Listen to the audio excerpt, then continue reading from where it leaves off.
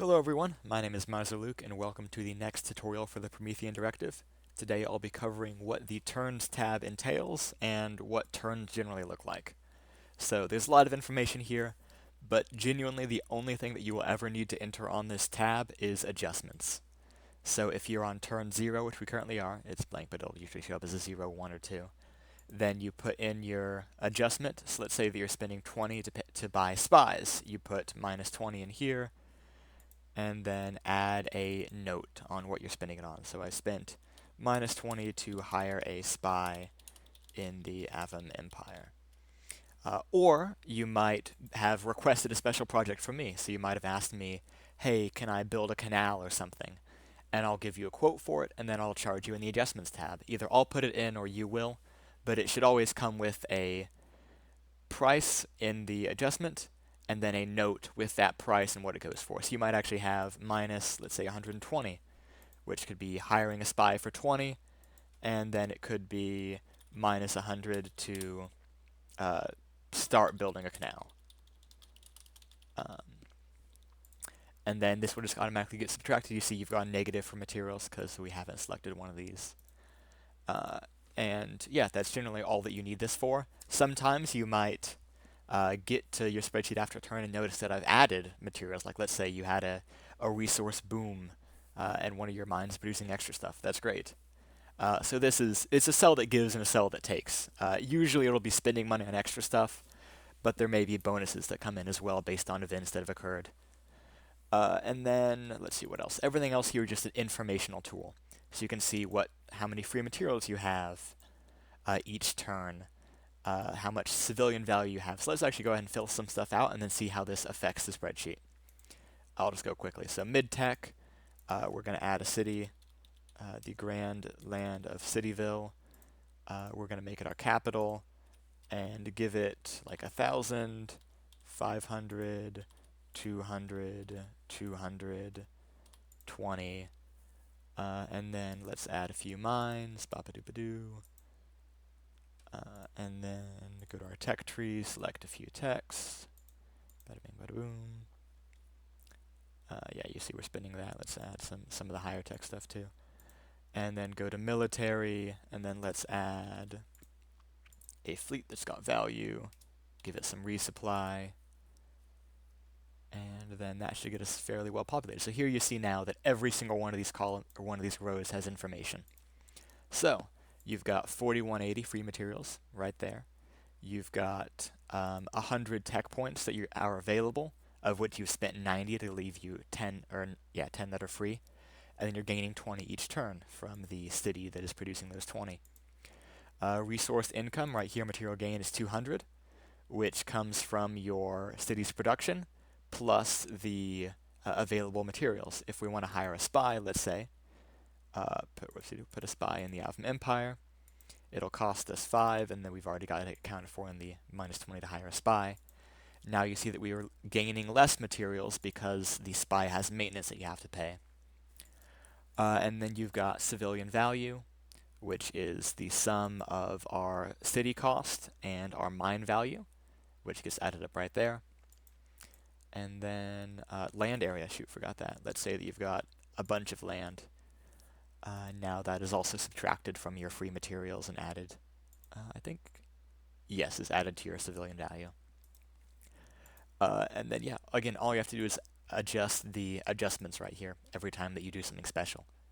And then what will happen when a turn passes? So let's say we've reached May 25th. The turn is due at midnight for the setup.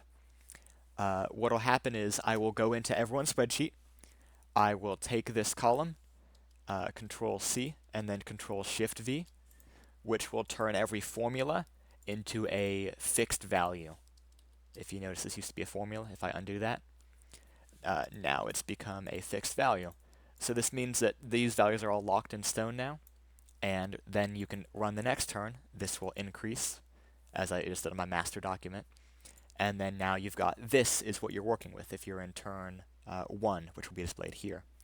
So you've got these free materials to work with, which increased because of your material gain.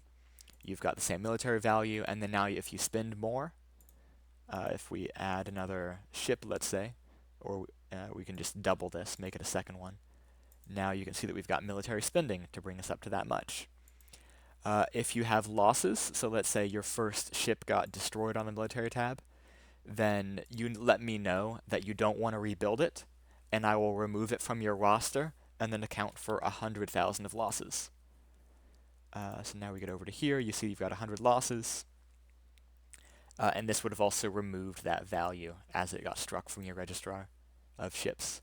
If you want to repair something, you can spend, let's say this got damaged, you need to repair it from half health. Then your repair cost got in there, it all gets subtracted from your free materials. And so on. And then you see some stuff is propagating for next turn. You can ignore more than like one turn in advance because it's not always going to be accurate, because these are obviously one turn uses, but they're getting put here again anyways. So normally I'll just copy these ahead 2 turns at a time, or all these here.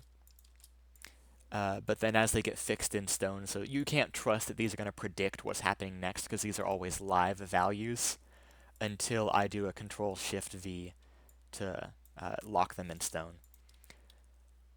Oh, let me get back to the turns tab, sorry about that. You'll notice that we've got some delineation here for what these mean. So a military-only turn is always the light gray, which is always going to be due on a Tuesday, so May 28th. This means that only stuff that you do on the military tab will get accounted for. Generally, this is building new ships, repairing ships, moving your fleets is the biggest one.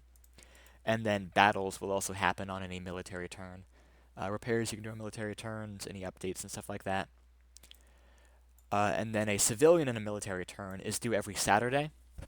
So this means all of your military stuff, but in addition to that, you can update the production and research in your cities, you can update the research that you have here on your tech tree, and then you can add or build mines. You can still do those like before Tuesday, but they won't be registered as giving you an income or any resources before then.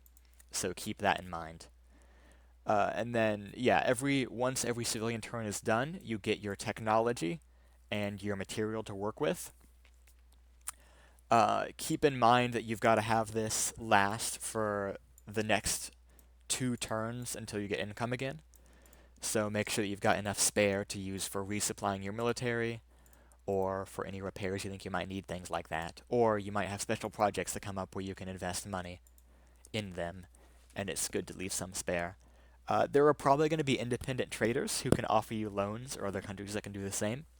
So being at 0 materials doesn't necessarily mean you can do nothing, but I suspect there might end up being some predatory loaning practices, so you got to be careful with those kind of fellas.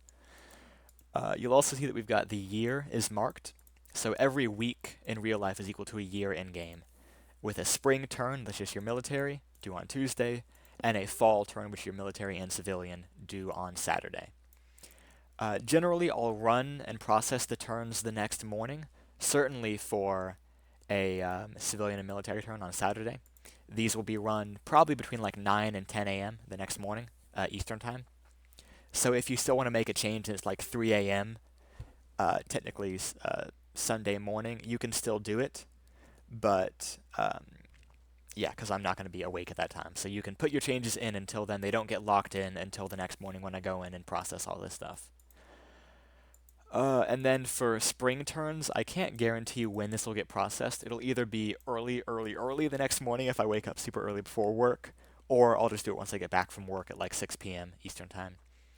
So I'll send an announcement that has the updated maps, and I'll let you know when these have been run. Other stuff, so yeah, even turns always fall on the weekend. They're the bigger turns. They're darker in color here. Hopefully there's enough indicators for what is a civilian and military versus just a military turn. And then, yeah, the main things that happen each turn is you get to update your spreadsheet, and then stuff is going on the map. So every week, or twice a week even, every military turn, you'll get a new map sent to your faction's internal channel, which will describe basically all of the fleet movements, and it will come with updated cities and stuff like that. So you can see what people are up to, you can plot your military strategy, things like that. I think that's all I've got to cover right now. If you got more questions, feel free to put them in the comments or on the Discord.